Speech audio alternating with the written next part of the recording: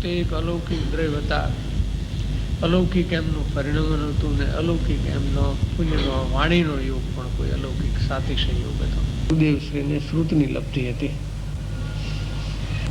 કરનારને તો કોઈ કાનમાં અમૃતની ધાર કરતું હોય એવું મીઠું લાગે. કેટલાક જીવોને તો એવું લાગ્યું છે કે જાણે કોઈ દૈવી વાણી આવે છે.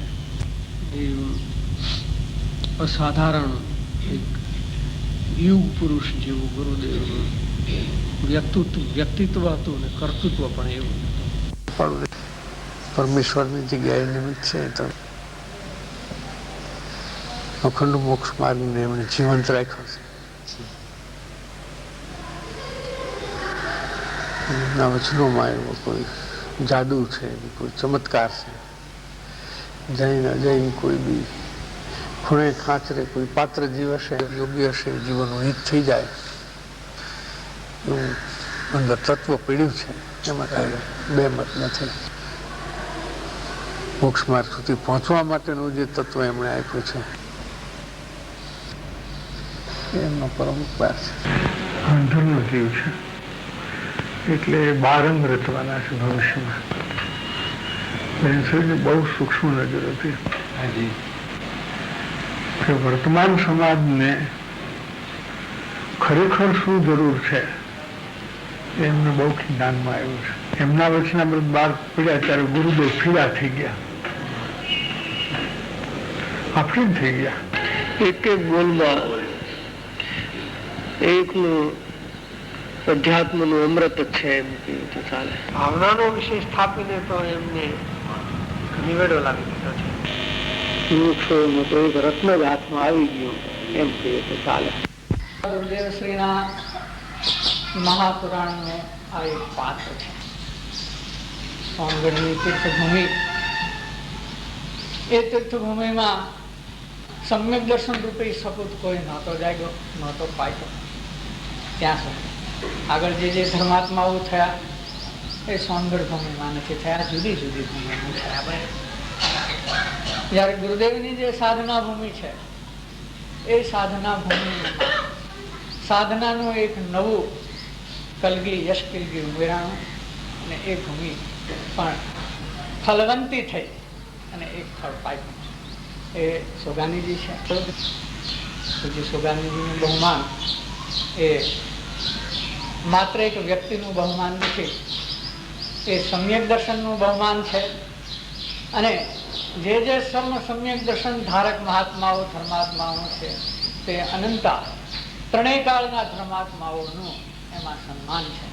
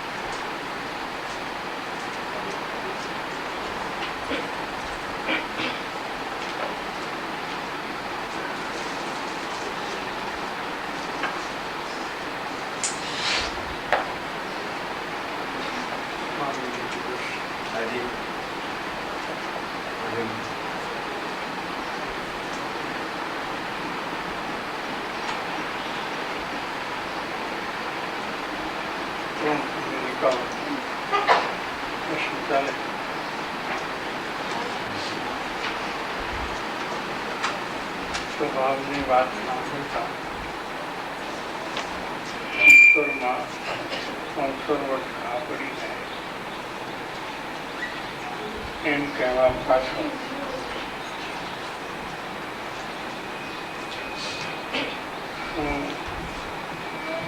વિચારણા છે.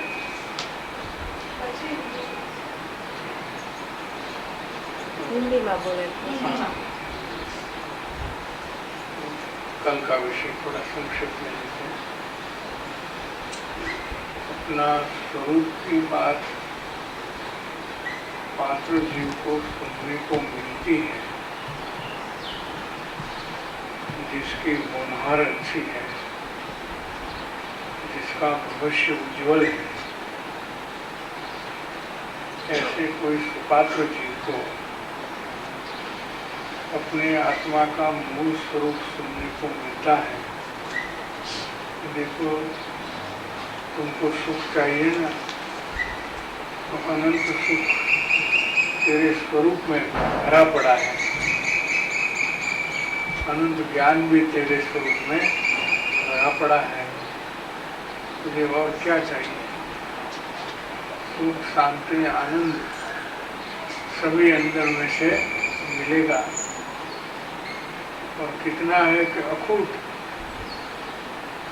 असीम, बेहद, इतना अंदर में से मिलेगा। तो ये सुनते हुए जीव को अगर चौंक लगती है, आश्चर्य होता है, महिमा आती है, रूचता है, अच्छा लगता है, तो उसका पुरुषार्थ चालू हो जाता है। पुरुषार्थ होने का ये बलवान कारण है। ये बात क्या है? तो उसको ऐसा लगता है कि अनंत काल से अभी तक मैं परिभ्रमण करता आया, जन्म मरण करता आया, अनंत प्रकार के अनंत दुख भोगे, और अभी भी मेरी हालत अच्छी नहीं है। तो उसको चोट लगती है और अपने सुख स्वभाव, सुख समुद्र के प्रति जाने का पुरुषार्थ उसको चालू हो जाता है। ઉપડી જાય છે, ગુજરાતીમાં શું લખ્યું છે કે પોતા તરફ જવા માટેનો પુરુષાર્થ અંદરથી ઉપડી જાય છે, भीतर में से ये उठ जाता है, पुरुषार्थ एकदम चालू हो जाता है, करना नहीं पड़ता। उपड़ी जाए છે એનો कि ये मेरा कर्तव्य है, ये मेरा धर्म है, मुझे करना चाहिए, इसलिए मैं करूँ, ऐसी बात नहीं। उस प्रकार से नहीं। दूसरा प्रकार है वो कृत्रिम प्रकार है। स्वाभाविक नेचुरली जो होता है वो ऐसे होता है कि सुनते ही चोट लगती है, तो जो बैंसरी की भाषा में घाव लगता है, जैसा ऊंडा गहरा घाव लगता हो, ऐसी कोई असर लगती है उपदेश की। उपदेश मैंने स्वरूप सुनने को मिलता है। उपदेश में तो ऐसा करो वैसा नहीं करो वो बात आती, वो बात नहीं। देख तेरा स्वरूप ही ऐसा है कि तो स्वयं ही सुख का समुद्र हो, और तुझे सुख तो चाहिए, इसके लिए तो तुम निरंतर प्रयत्नशील हो, सुख बात नहीं।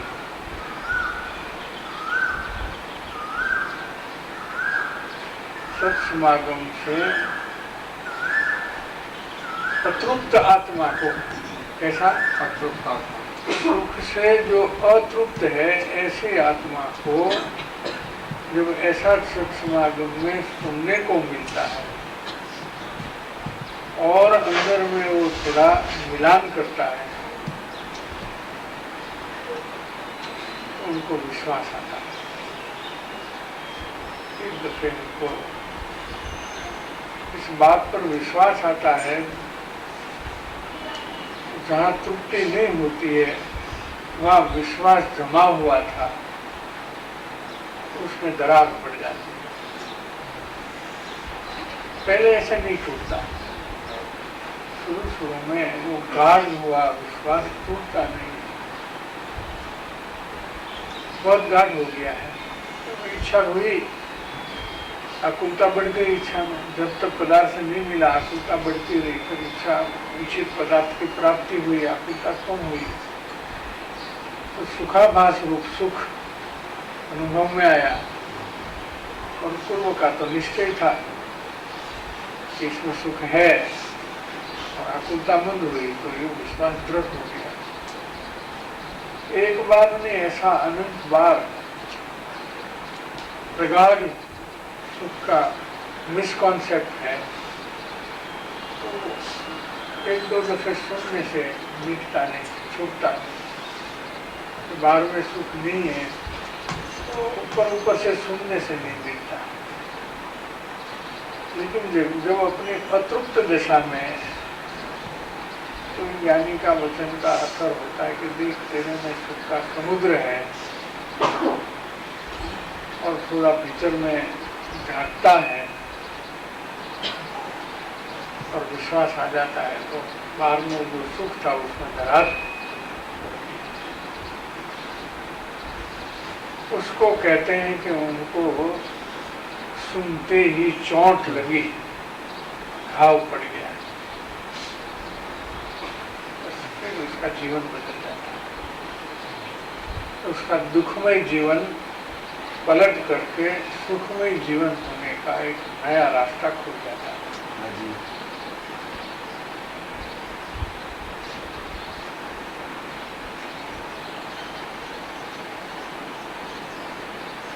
पुरुषार्थ अंदर से एकदम उठ जाता है, उमड़ पड़ता है।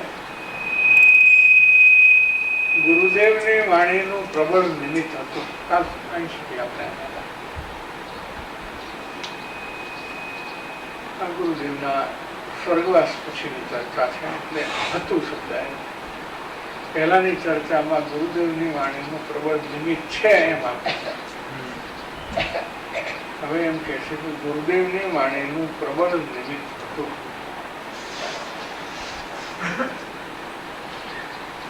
સેના ઉપરથી કીધું કે પોતાને જે લાભ થયો છે,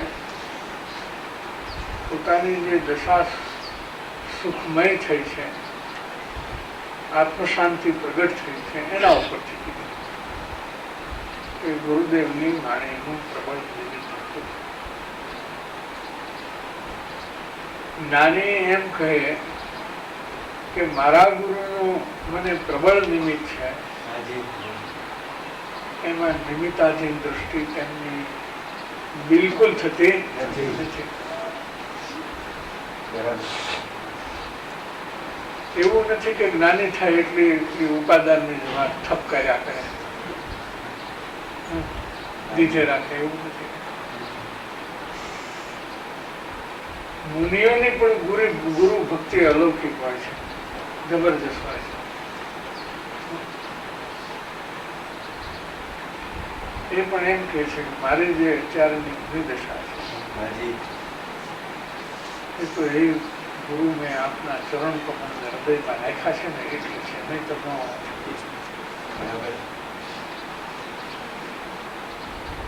कृपालु का एक प्रश्न आ गया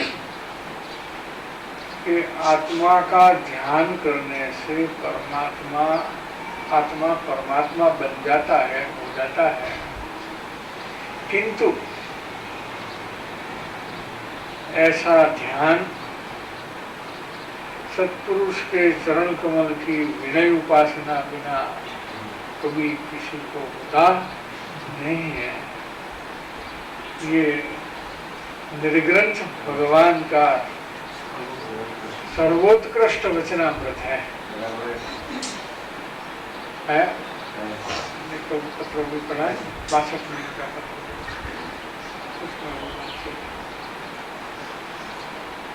ऐसे निर्ग्रंथ महात्माओं ने भी ये वचन कहा, उसको सर्वोत्कृष्ट स्थान दिया है.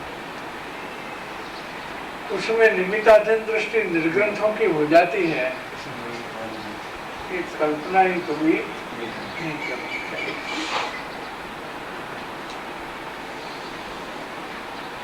क्या कहते हैं कि गुरुदेव की वाणी का प्रबल निमित्त था। हमारे वर्तमान ज्ञान दशा से हम कहते हैं कि गुरुदेव की वाणी का प्रबल निमित्त था। हम भी एक दिन अज्ञानी थे और गुरुदेव मिलने के बाद ज्ञानी हुए। संसार में कैसे डूब रहे थे और डूबते हुए मेरी आत्मा को कैसे उन्होंने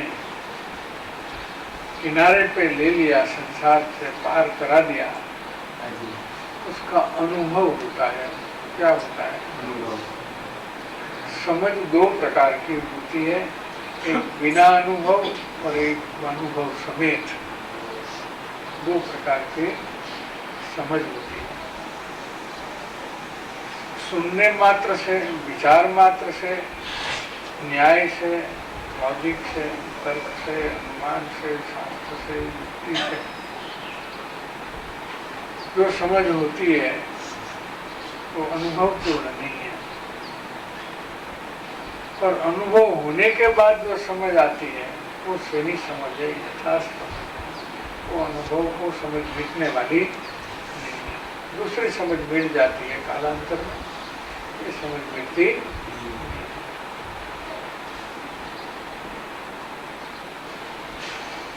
गुरुदेव की वाणी का प्रबल निमित्त था। वाणी सांभळता अपूर्व लागे,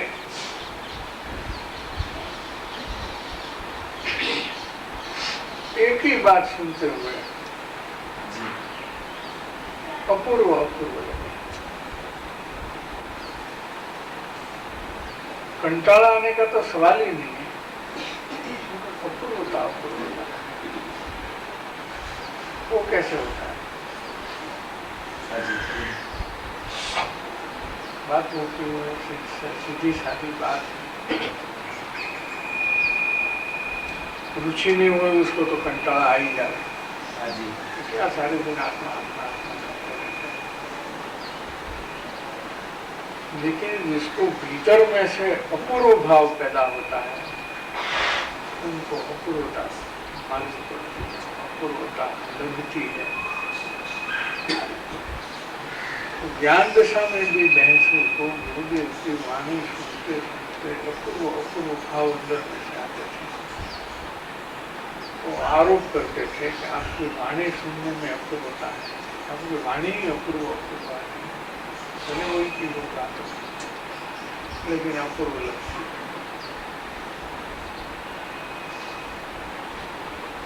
वाणी सांभळता अपूर्वता लागे, અને અપૂર્વતા લાગે તો ભેદ જ્ઞાન થઈ જાય એવો ઘા લાગે। ભેદ જ્ઞાન मुमुक्षु की भूमिका का उत्कृष्ट स्तर है, आखिरी स्टेज फिर ज्ञान दशा पर वही ज्ञान की बात। तो ये बहुत अच्छा क्रम वाला लक्षण यहाँ बताया कि अगर अपूर्वता लगेगी तो वेद ज्ञान तक पहुंच जाओगे। शुरू में चोट लगेगी, घाव पड़ेगा अंदर में, अगर ऐसी असर पहुंची तो एक बहुत अच्छा लक्षण है। પુત્રના લક્ષણ પારણામાંથી બાળક જન્મે पूत के पाँव पालने में, हाँ खुद के पाँव पालने में, पाँव हमारे यहाँ लक्षण होंगे। वो कैसा बड़ा होके कैसा होगा वो पालने में पता चलता है। ऐसा जिसको प्रथम आत्मा का उपदेश सुनते ही घाव पड़ा, चोट लगी, वो आत्मा वेदना।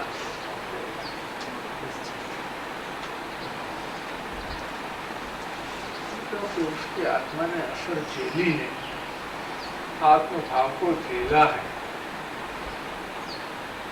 वो वेदना। जो वेदना तक पहुंचेगा वो स्वानुभूति वो अवश्य अवश्य प्राप्त करेगा। उसका भव भ्रमण छूट करके वो निर्वाण पद को, सिद्धालय को प्राप्त हो जाएगा। इतनी बड़ी उपलब्धि का नींव, मूल, बीजभूत कारण इधर पड़ा है। तो वचनामृत में ये बात आई कि सोसरवट गुरु ने बात सांभळता सोसरवट घा पड़ी जाए। एમાં શું કહેવું છે કે એમાં નિર્વાણ પદનો સંકેત છે। हाजी क्या है?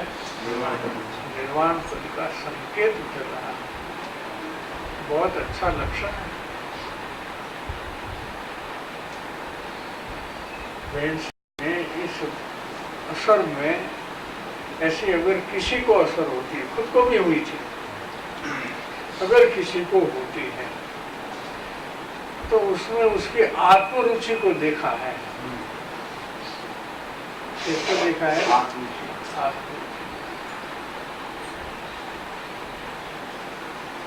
रुचि दो प्रकार की होती है जीवन।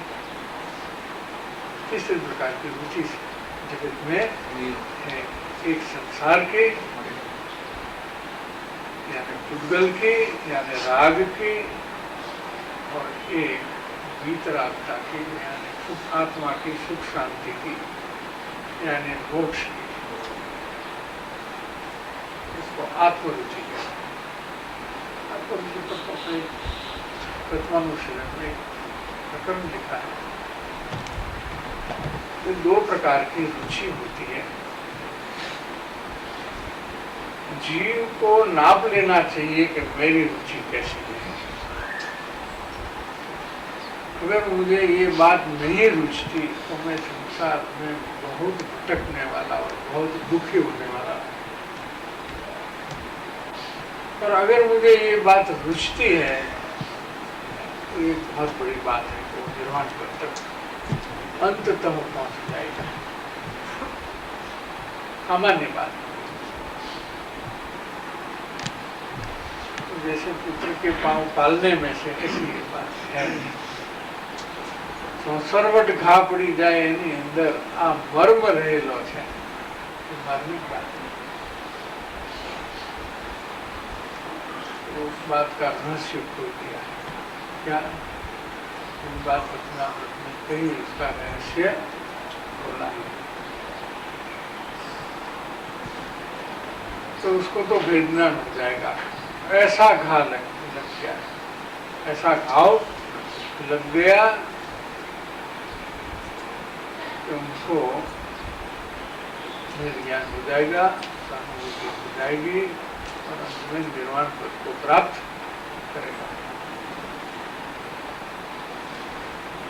अंदर थी पोते जुदो पड़ी जाए, भीतर में से वो अलग हो जाता है, अपने को अलग ही महसूस करता है। मेरा सुख दुख में अकेला होता, मरूंगा तो अकेला, जन्म लिया अकेला, स्वर्ग नरक में जाऊंगा तो अकेला, और मोक्ष में भी अकेला ही जाने वाला है। ये एकत्व भावना है। बाल भावना में ये एकत्व भावना है। अंदर से पोते जुदो पड़ी जाए, जेनु उपादान तैयार थाय તેને વિજ્ઞાન થયા વિના રહે નહીં તેવું તેમનું નિમિત્ત હતું। આ ઉપાદાન નિમિત્ત સંધિ કરી શકે। क्या कहा? जिसका उपादान तैयार होता है। उपादान माने क्या? निज शक्ति। उपादान मैंने निज शक्ति। निमित्त माने क्या? पर संयोग। निमित्त माने क्या? पर संयोग। उपादान निज शक्ति, निमित्त पर संयोग। कार्य की संपन्नता में दोनों का मेल होता है। कभी अकेला उपादान से काम हुआ नहीं, कभी अकेला निमित्त से भी काम हुआ नहीं। निमित्त तीर्थंकर का भी अनंत बार मिल चुका है। और उपादान बीज शक्ति अनंत शक्तियां आत्मा में अनादि से भरी पड़ी है, इंटैक्ट।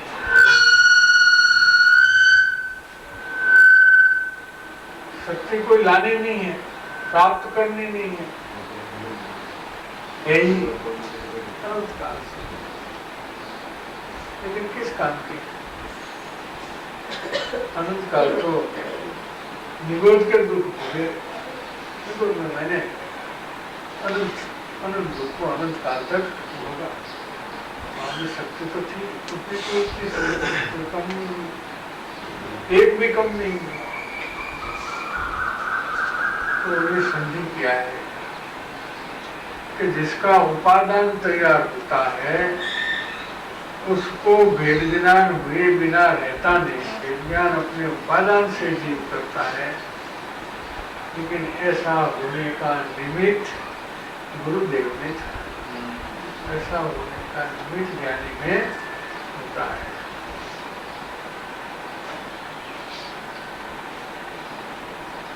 ऐसी विश्व में कोई काम जब होता है तब निमित्त उपादान की व्यवस्था बैठती है।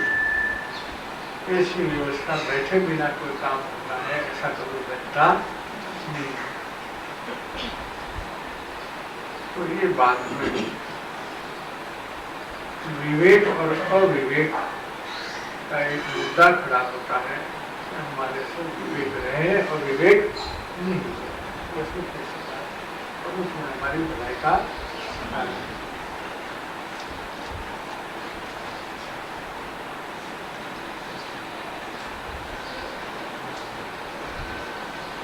त्रण समय 51 प्रश्न समाप्त थे।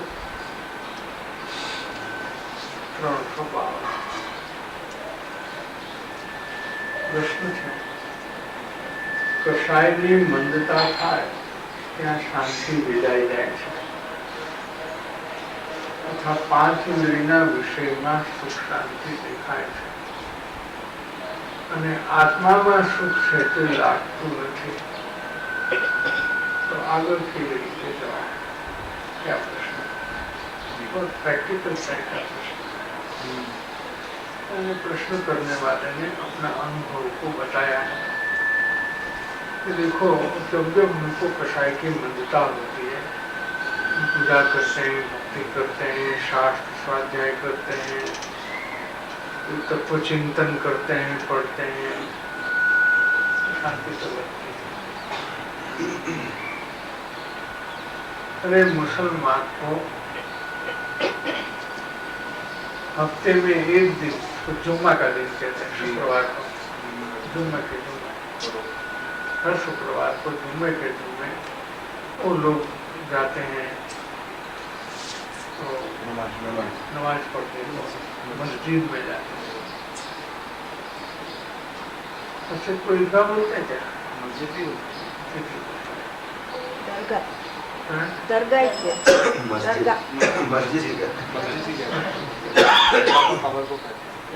कबड़ मस्जिद है, कबड़ बिल्डिंग को मस्जिद कहते हैं, खुले को ईदगाह कहते हैं।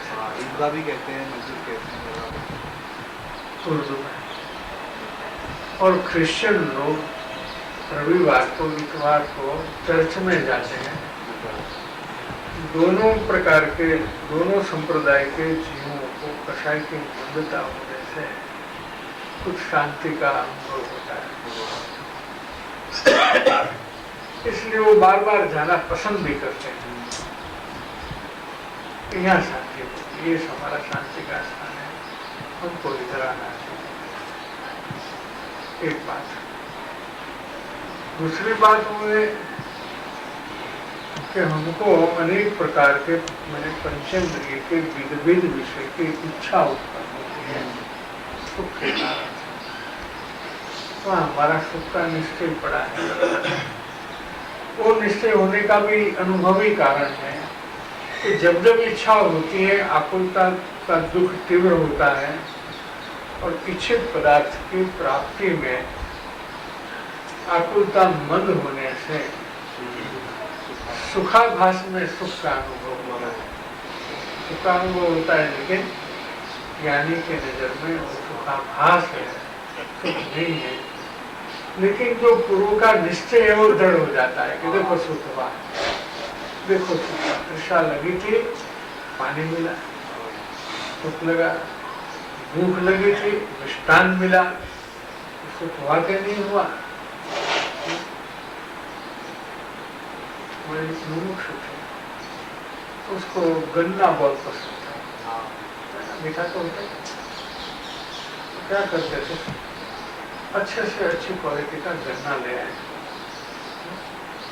उसका छिलका उतार करके, उसके टुकड़ा करके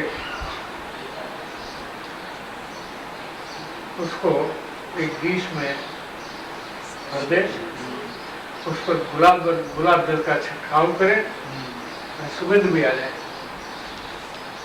और शीतल भी हो जाए, और थोड़ी देर उसको फ्रीज में रखें। ठंडा, मीठा और सुगंधी गन्ना, कैसा? सुगंधी गन्ना, ठंडा, मीठा और सुगंधी गन्ना। मैंने शेरडी का टुकड़ा, आपको शेरडी के चबाते एक दफे बात करते थे कि देखो शशि भाई, हमको तो इसमें सुख लगता है, आप कहते हैं कि बाहर में सुख नहीं है, लेकिन हम कैसे मानेंगे? एक तो हमको पसंद है, ये चीज हमको पसंद है, और अच्छी से अच्छी क्वालिटी, और उसको अच्छी बना करके हम अभी चबाते हैं, सुख लगता है। आप कहते हैं कि सुख है नहीं, इसमें कोई सुख है नहीं, लेकिन हमारा अनुभव दूसरी बात कहता है। हम आपकी बात को कैसे माने? बात तो थी कि समझाइए इसमें क्या बात है। देखो, ये जो आत्मा का सुख है, ये बात तात्विक बात है, ये बात गन्ने जैसी नहीं है। सही बात है। इतना बड़ा गन्ना जो होता है, ये जाडी बात नहीं कीधु, ये तो सूक्ष्म बात है।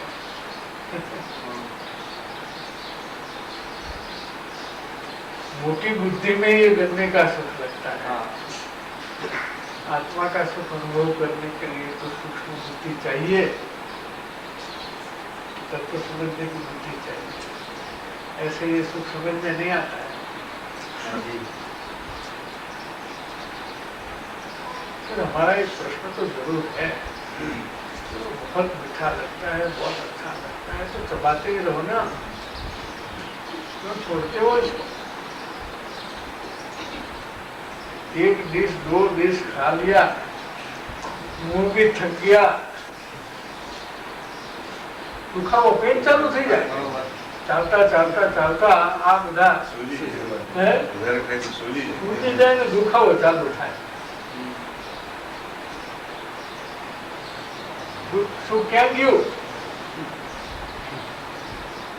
તો વધી જવું જોઈતું, जितना खाया उससे डबल खाए तो सुख डबल हो जाएगा, और चौगुना खाए तो 4 गुना, 10 खाए तो 10 गुना हो जाए। अतृप्त दशा, केवल दशा था, अतृप्त दशा। कोई विचारवान जीव होता है, बुद्धिमान होता है, उसको वास्तव में तो उसी को बुद्धिमान कहते हैं। उसको विचार होता है, ऐसा क्यों हो, ऐसा तो नहीं होना चाहिए, ऐसा हुआ तो इसके पीछे कोई राज है, कोई भेद है, कोई रहस्य है, वो विचारवान है, उसका विचार कुछ है, समझ में नहीं आता, कुछ बात तो है समझ में नहीं। ज्ञानी कहते हैं कि बाहर में सुख नहीं है, उसका भी अनुभव होता है। ये अनुभव हुआ, बाहर में सुख नहीं है, वो अतृप्त दशा से इसका अनुभव हुआ कि नहीं हुआ? ऐसी स्थिति में ज्ञानी के वचन में उस अनुभव की बातें अपने अनुभव से वो मिलान करता है तो उनको विश्वास पैदा होता है, विश्वास पैदा होता है और उसके बाद उसका श्रम करके वो सुनता है और अनुभव में जाता है। तो ज्ञानी कहते तुम अनुभव से आगे बढ़ना, हमारी बात आगे नहीं बढ़ने,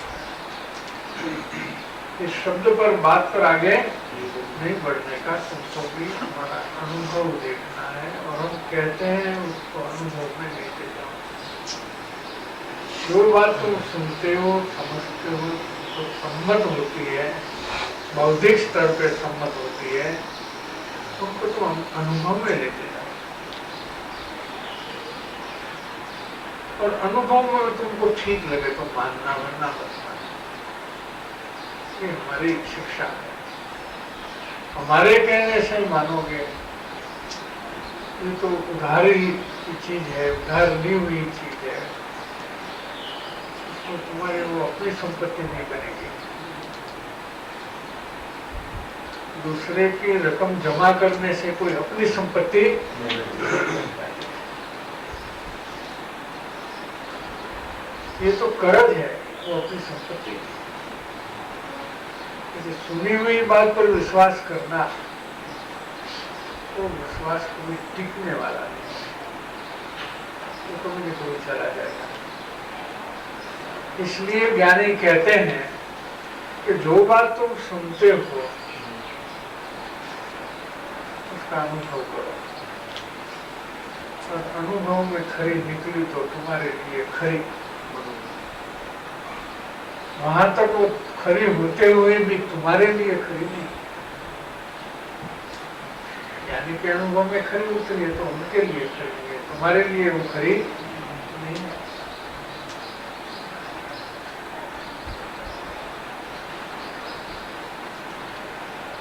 तो ये टर्निंग पॉइंट है।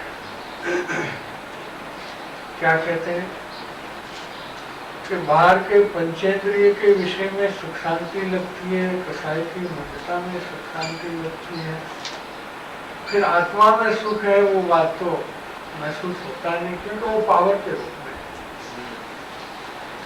ज्ञानी जो बताते हैं कि सुख आत्मा में है, बेहद सुख है, बहुत सुख है, क्योंकि वो पावर के रूप में है, शक्ति के रूप में, व्यक्ति के रूप में है, नहीं तो अनुभव में आता नहीं। कैसे माने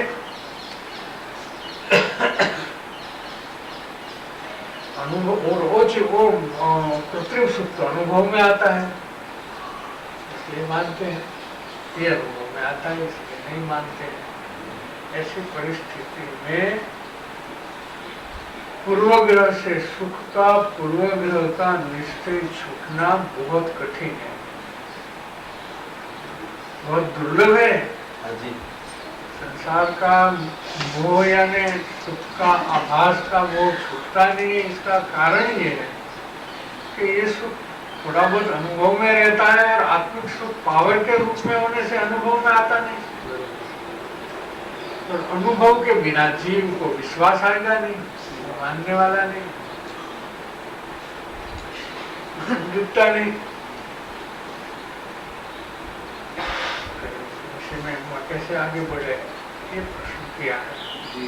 प्रश्न तो बिल्कुल ठीक प्रैक्टिकल साइड से किया है। देखो क्या ज्ञानी समाधान देते हैं। समस्या तो है, बड़ी समस्या है। संसार के सभी प्राणी को सुख चाहिए, यही समस्या है। किसी को सुख मिलता नहीं है। करोड़ों अरबों रुपया मिलने के बाद भी सुख मिलता नहीं।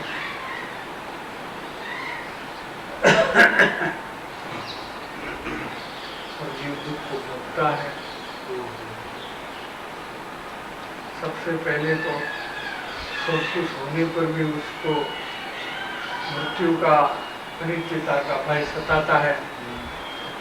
अरे मैं मर जाऊंगा तो ये सब मेरा जहाँ किया है वो सब छूट जाएगा, मेरा रहेगा नहीं।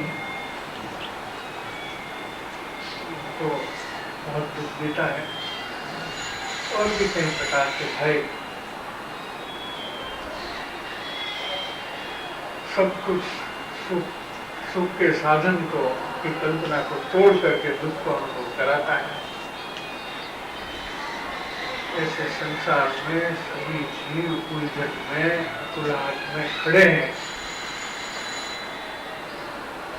उनको सुख का रास्ता तीर्थंकरों ने जो बताया वो सब ज्ञानी अभी बताते हैं। बात तो तीर्थंकर से ज्ञानी।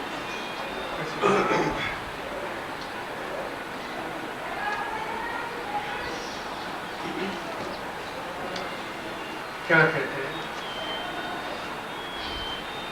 कि सुख बाहर में कहीं भी नहीं, किंतु एक आत्मा में है। ऐसी अपने को अंदर में दृढ़ता और प्रतीति आए तो परिणति, परिणाम की क्रिया को कहते हैं परिणति,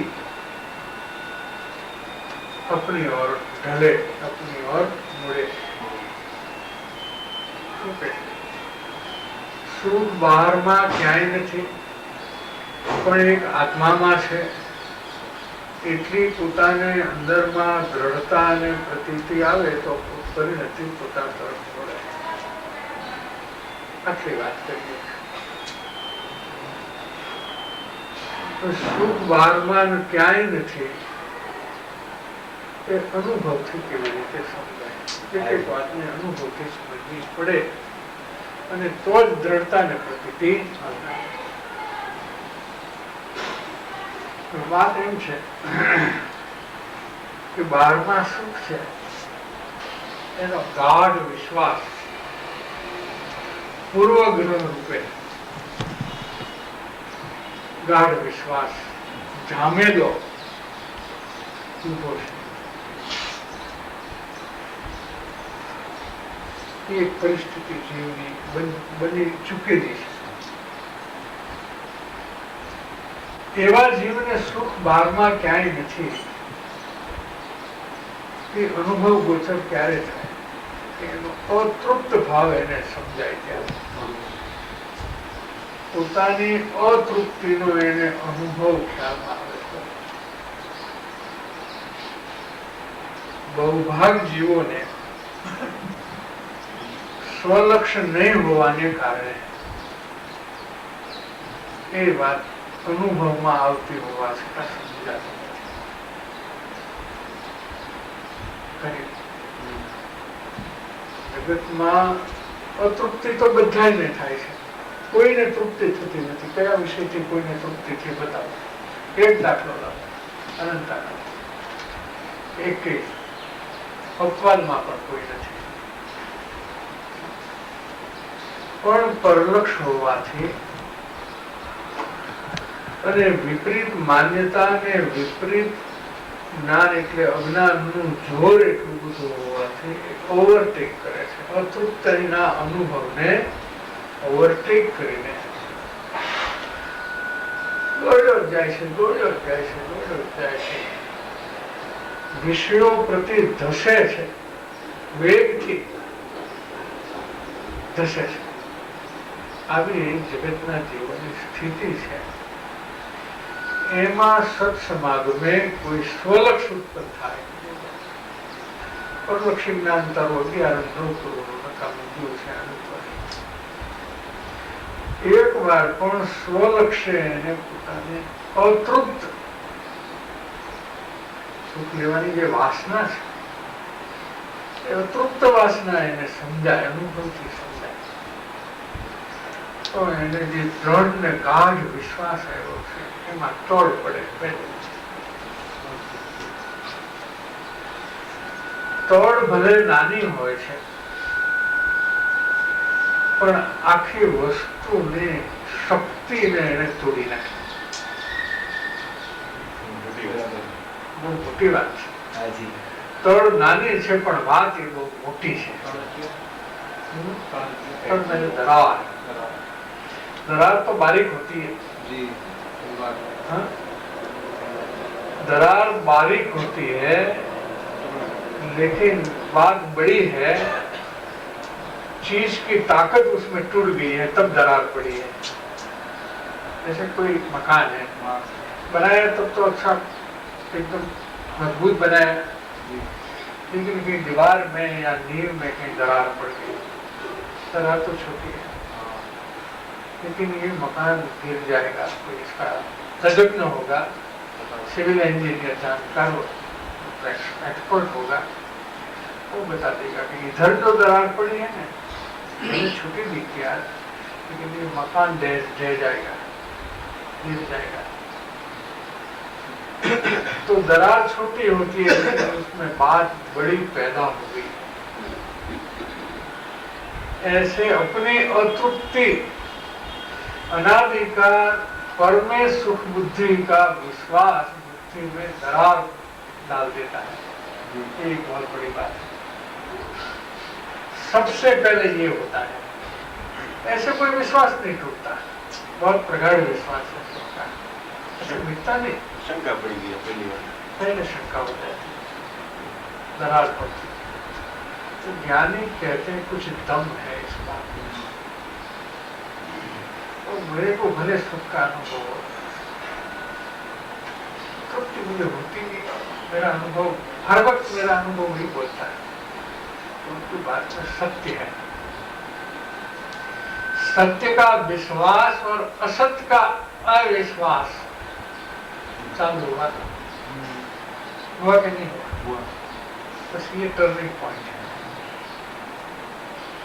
जीव को संसार के सार गति के परिभ्रमण के दुख की जो लाइन लगी है, सीक्वेंस हार मारा, यहाँ से टर्न लेवनवाई के सुख दुख मुक्त। આમ ઉપદેશ અનંત વાર સાંભળ્યો છે, તીર્થંકરોનો ઉપદેશ, જ્ઞાનીઓનો ઉપદેશ, ऐसा उपदेश की असर होने वाली नहीं है। जी अनुभव से बात कोई मेल खाएगी तो बात बदलेगी। पहले तो भय होता है, तो क्या मेरा सब ये बाहर का सुख छूट जाएगा, तो छीन लेगा, क्या होगा, थोड़ा भय भी होगा। उसका मीठापन बहुत अनुभव किया है, वेदन में लिया है। कई कई बातें चलेगी, वहां को बहुत चलेगा, भीतर में वहां को चलेगा, लेकिन चलना चाहिए, वो भी चलना चाहिए। सुख बारमा क्यांय नहीं, वो बात अतृप्तता से अनुभव गोचर होनी चाहिए। और सुख आत्मा में है, वो बात भी कोई अनुभवांश से प्रतीति में आनी चाहिए। ऐसे कोई मानने वाला नहीं है, 1000 दफे करोड़ दफे सुन ले, कोई मानने वाला नहीं है। अनुभवान से प्रतीति आने तब ही परिणाम की दिशा बदलेगी, उसके पहले बदलने, परिणाम की दिशा बदलने वाली नहीं है। भले युक्ति से, आगम से, गुरु वचन से या अनुमान से, न्याय से, तर्क से, सब प्रकार से सम्मत किया हो तो भी परिणाम की दिशा नहीं बदलती। अनुभवांश वाले अंश से आंशिक अनुभव, जी अनुभवांश मैंने आंशिक आंशिक अनुभव, क्योंकि पूर्ण अनुभव तो 13वें गुण स्थान में अर्यंत दशा में हो रहा है, और प्रारंभ होता है 4th गुण स्थान में, निर्विकल्प सुख की अनुभूति होती है तब। लेकिन अनुभवांश होता है स्वरूप निश्चय और स्वरूप की पहचान के कारण। प्रेरणा की बात की वो तो मुमुक्षु की भूमिका का आखिरी स्टेज है, उसको विज्ञान कहते हैं, उसको संकेत का अंग कहते हैं, संकेत के का कारण बोलते हैं, दूसरा संकेत भी कहते हैं, शास्त्रीय कारण। उसके पहले दिशा तो इसके लिए वेदना से लेकर के वहां तक पहुंचना આવશ્યક ક્રમ છે.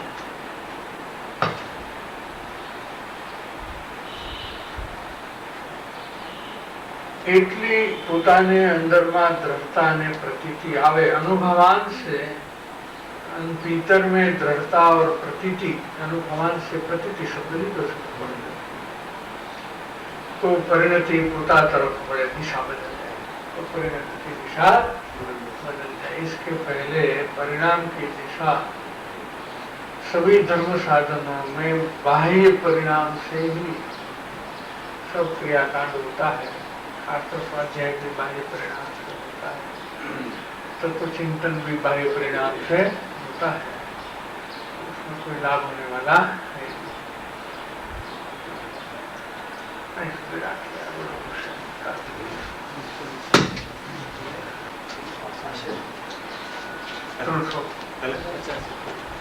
एक आशय 50 में का उदय होता है.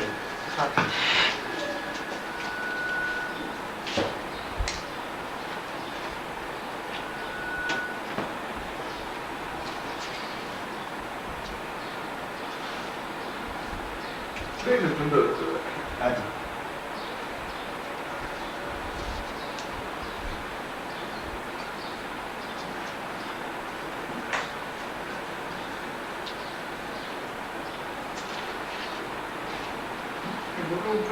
तो कॉमन है.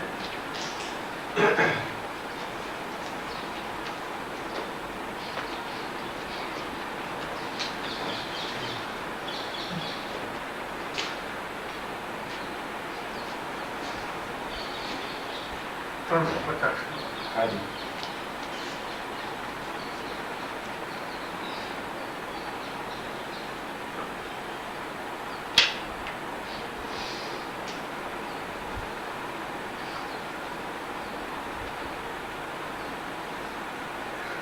श्री गुरुना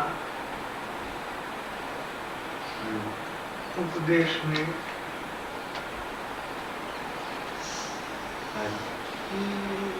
जीवने જ્યારે અસર થાય છે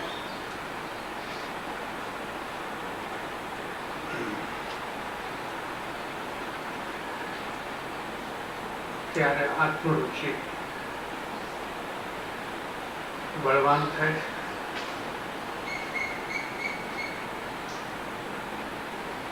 અને બહારમાં બધા હૃદયમાં ઉદાસીનતા ઉત્પન્ન થવાથી ચિત્ત ચોંટતું નથી.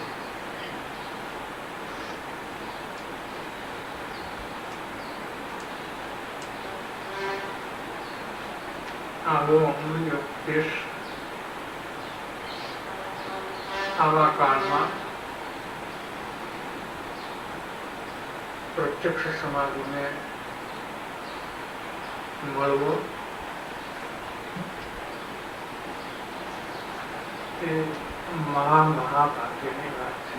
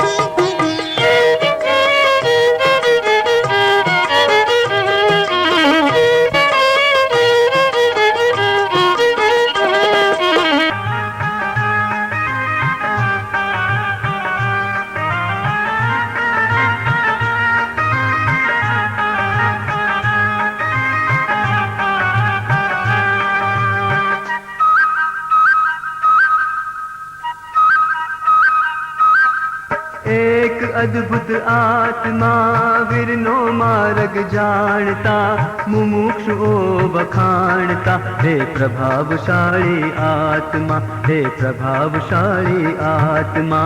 एक अद्भुत आत्मा विरनो मार्ग जानता, मुमुक्षु ओ बखानता। हे प्रभावशाली आत्मा, हे प्रभावशाली आत्मा।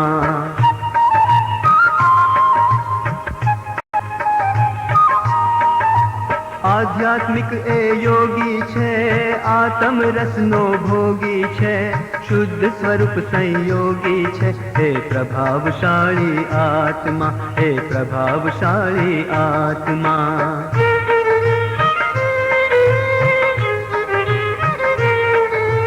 पूरब भवमा पामेलो ते पण साथे लावेलो, तत्व ज्ञान मा रस घेलो। हे प्रभावशाली आत्मा, हे प्रभावशाली आत्मा।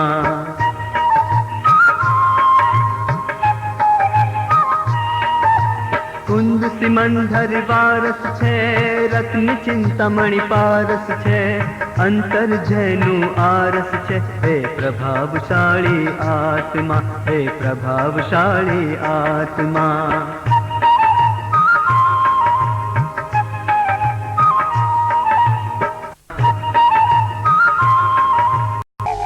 देव छता जेनी दशा भरते देहाती,